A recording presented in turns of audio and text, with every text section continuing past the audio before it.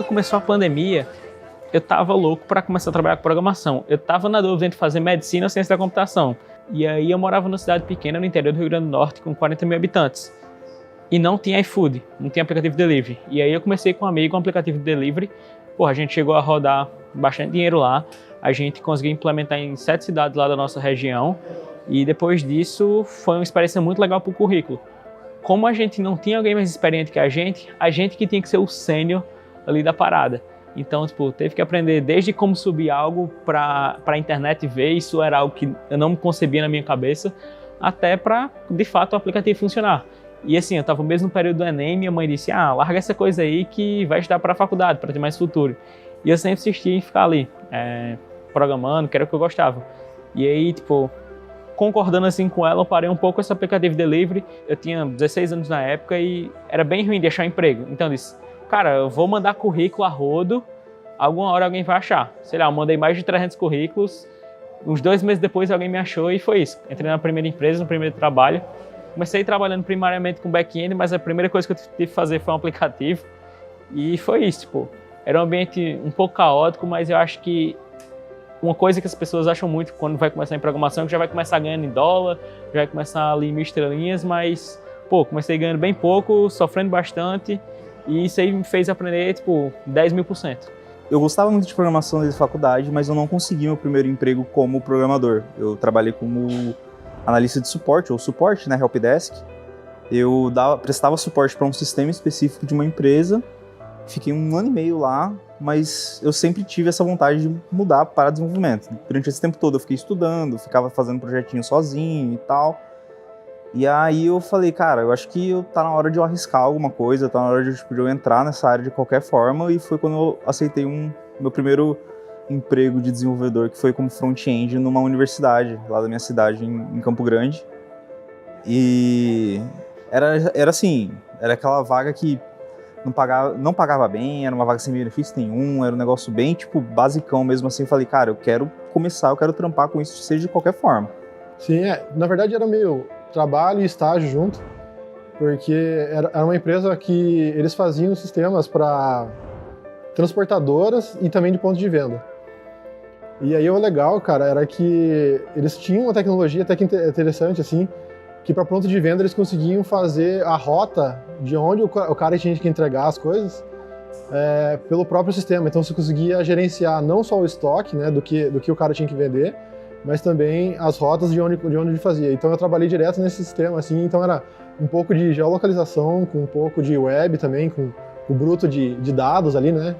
Então foi bem interessante, assim. Era um trabalho de programação web numa linguagem morta que chama Code Fusion, Adobe Code Fusion, linguagem da Adobe. E era para fazer sistemas corporativos já, só que eram na web, entendeu? Mas assim, coisa muito rudimentar, né, tecnologicamente falando, mas serviu para dar uma base, né? Eu comecei como tester, então eu trabalhei 1 ano e meio como tester, como QA. E no primeiro emprego, sim, foi o primeiro emprego trabalhando como desenvolvendo desktop. Então era SAP, era alguns softwares assim, diferentes do que eu faço hoje. Mas foi o primeiro emprego como desenvolvedor mesmo, lá na cidade. Quando eu saí dessa faculdade de design, eu, na verdade, assim, eu fui contratada para trabalhar numa empresa americana que desenvolvia jogos. Também indo para essa parte de jogos também. E aí eu fui me aprofundando em outras tecnologias, trabalhando com web, trabalhando ali com desenvolvimento mobile.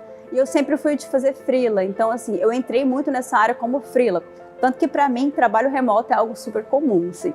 Eu comecei isso há mais de 10 anos atrás. Então, hoje, quando as pessoas estão assim, caramba, como que eu faço para ter um trabalho remoto? Para mim, é uma realidade que eu vivo desde o princípio. Então, fui freela durante muitos anos, fazendo projetos pontuais ali para empresas brasileiras, empresas estrangeiras, em web, mobile. E aí, assim seguiu. Eu fui avançando e estudando e entrando mais nessa área, especificamente na área iOS, que eu estou há mais de 8 anos focada nisso, né? Então, me descobri nisso também. Também amo o que eu faço hoje. Aí, no meio da faculdade, eu comecei meio que fazer uma pesquisa assim, de mercado e eu já tinha esse sonho de ir para o exterior. E comecei a bater, fazer umas comparações entre a engenharia e as oportunidades que eu teria no exterior. E eu vi que seria muito mais difícil na engenharia civil, na engenharia elétrica, porque muda a linguagem de como que é o trabalho dentro da obra, muda muitas coisas. E a programação eu percebi que Java, Python, esse tipo de linguagem é uma só no mundo inteiro. Então, se eu programo aqui, eu posso programar em qualquer outro lugar da mesma forma, não muda nada, só muda a forma como eu vou me comunicar com as pessoas. E aí eu percebi que eles estavam indo para fora, os engenheiros de software, eu falei, cara, eu vou focar nessa área, vou dar a parte... E a engenharia elétrica, ela tem bastante área que é bem similar com a programação. Então, no terceiro ano eu consegui meio que fazer um branch, assim, e correr para essa área. O que calhou no meu primeiro estágio foi de programação, e a partir daí, mas foi mais por uma decisão de ver, cara, eu quero ir para o exterior e eu acho que esse caminho seria mais fácil para mim.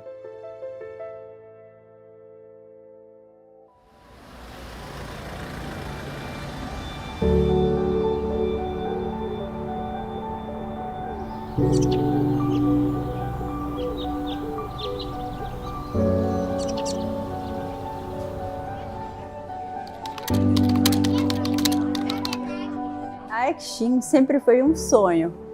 E as pessoas falam, caramba, por que você não estava lá antes? Porque tipo, tem tudo a ver com o que eu penso, assim, de você estar sempre aprendendo, a cultura mesmo, de viver, assim.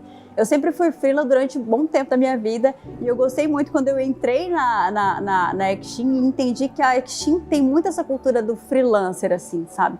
De você ser totalmente autônomo, de você ter o controle da sua rotina. Então, eu meio que voltei a ser freelancer, mas eu tenho a segurança e a estabilidade de estar numa empresa, assim, fantástica, que é a Extim. Já tinha um amigo meu que tinha trabalhado comigo, que ele estava trabalhando na Extim, né? E aí ele me falou da vaga, olha, surgiu uma vaga de front aqui, eu acho que ela é para você, assim, tipo, né, tem os seus requisitos e tal. E eu fiquei meio, pô, não deve ser para mim, a empresa era muito boa, ele foi falando dos benefícios, foi falando de salário, foi falando de tudo como um todo, sabe? Eu falei, não tô pronto para isso, não é assim que funciona. Deixa quieto, tenta chamar outra pessoa e tal, e deixei para lá, assim. Há uns 2 dias depois ele voltou e falou, não, cara, tenta lá e tal, porque mesmo que você não vá bem, eles tentam achar um outro cliente para você, vem para cá, a empresa é muito boa. E aí eu fui pesquisar sobre a empresa e todo mundo falando bem, e eu, caraca, não é possível. E aí eu falei assim, então tá bom, eu vou ver se dá, assim, eu não tava me sentindo preparado, mas eu falei assim, eu vou ver se vai que, né? E aí eu passei, assim.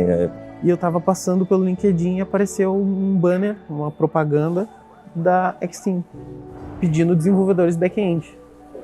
E aí eu cliquei e comecei a dar uma olhada como é que era a empresa, como é que funcionava, e à primeira vista pareceu um melhor dos mundos. Só que como todo brasileiro, eu fiquei desconfiado. Cara, não pode ser tão bom assim. Onde é que eu vou pagar isso? Como é que... Porque de alguma forma tu paga, né? Com dinheiro ou com tempo. Só que ali tava oferecendo um salário muito bom. E um trabalho muito bom, dos sonhos. Tipo, cara, ter liberdade para trabalhar de onde for. Alguns anos atrás, eu usava o Facebook e eu encontrei a Extim lá. E parecia uma coisa de outro mundo, né? Tanto é que eu nem pensei em aplicar porque eu achava que eu não estava nem perto do nível de senioridade e de capacidade que a Extim tinha. Mas eu já fiquei apaixonado à primeira vista. Assisti no canal do YouTube da Extim, o Extim em português. E ali, eles incentivavam muito você a se aplicar, né? E eles falavam do Unleash, falavam dos Outposts, falavam de tudo que a gente mais quer, né, numa empresa. E isso me fez querer ainda mais. E aí eu consegui aplicar. Eu ouvi primeiro a Extim de um colega de trabalho, numa empresa que eu trabalhava lá em Campo Grande MS, uma empresa local mesmo, assim, de cidade. A gente conversando, assim, ele falou assim, cara, você já ouviu falar da Extim? Empresa de fora, você trabalha remoto. Época pré-pandemia ainda, trabalho remoto era uma coisa muito distante para mim. E aí eu comecei a pesquisar, daí eu vi a galera fazendo xizinho com o braço, e pulando de cachoeira, e levando bandeira para um lado e pro outro. E eu falava, cara, parece muito divertido esse negócio, né? E durante 1 ano e meio, mais ou menos, eu comecei a me planejar só para a Extim, né? Então, eu comecei a praticar mais meu inglês, eu comecei a procurar mais o que estava no momento de tecnologia, comecei a estudar a tecnologia que mais me agradava na época, que era o React, que eu via que tinha bastante mercado. Mas eu apliquei um dia meio que sem esperar muita coisa, assim, sem esperar que eu fosse chamado nem nada. No outro dia, chegou a recrutadora da Extim falando assim, Davi, vamos marcar um papo aí e tal, no outro dia. E aí o resto é história. Eu fui passando pelos recrutadores, passei por algumas fases e consegui entrar na Extim. Em menos de um mês. Foi um canal muito engraçado, o canal do Felipe Deschamps no YouTube. Cara, eu conheci pelo vídeo dele e eu fiquei, caraca, é isso aí que eu quero pra minha vida. Eu quero viajar o mundo, quero me aventurar, quero estar aqui agora como tô no Outpost com a galera, convivendo. Pô, todo dia programação legal, saindo pra canto diferente que eu provavelmente nunca teria a oportunidade de conhecer. Sei lá, uma comunidade incrível. Eu acho que esse aí é o principal papel da Xteam. E chegou um tempo que eu decidi, cara, eu vou criar um cadastro na plataforma e vamos deixar aí. Eu criei, uns 10 meses depois, chegou um e-mail pra mim, da Xteam. Cara, eu fiquei doido. Quando eu vi o e-mail, eu cheguei, dei um grito e eu disse, porra, bora marcar a reunião, assim, as soon as possible. Cara, o que me chamou a atenção foi as pessoas que trabalhavam aqui. Tem alguns vídeos na internet de pessoas falando sobre a empresa e nunca era... Dificilmente tu viu o CEO falando ou alguém da diretoria da empresa, alguma coisa do tipo. Era sempre os programadores falando sobre, mostrando a Xteam. Então isso me chamou bastante atenção. E por parecer ser diferente, eu não sei dizer assim, não sei se era um sentimento, alguma coisa do tipo. E aí eu via aqueles vídeos assim da galera, as introduções, aquelas super produções, assim, eu falava, bah, que loucura, será que é tudo isso mesmo? Né? Porque acho que no Brasil existem muitas empresas preocupadas em parecer boas, né? E eu acho que na Xteam isso é muito genuíno, assim, ela é muito mais bonita de dentro para fora do que o que as outras empresas perseguem. Elas procuram ser melhores de fora para dentro, né?